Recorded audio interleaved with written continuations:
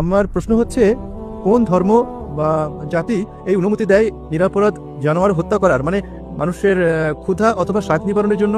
যেমন ধরুন, মুসলিম আপনারা কুরবানির ঈদ পালন করেন, যেখানে ছাগল হত্যা করার অনুমতি দেওয়া হয়েছে।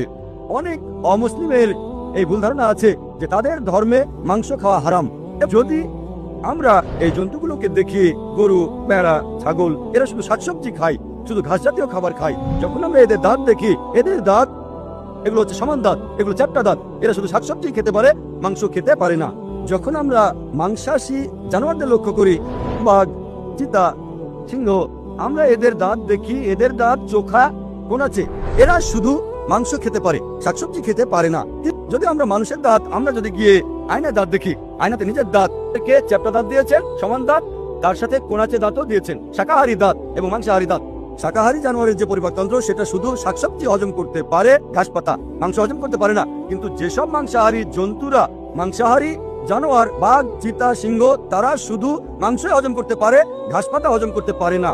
মানুষের পরিপাকতন্ত্রে ক্ষুদ্রান্ত্র ও বৃহদান্ত্র আছে, এটা উদ্ভিদ হজম করতে পারে, মাংস হজম করতে পারে। যদি কথা চাইতেন যে আমরা শুধু শাকসবজি খাবো, তাহলে নন ভেজ মাংস পরিপাকের অন্ত কেন দিয়েছেন? যেন আমরা মাংস খেতে পারি, মাংসাহার করতে পারি।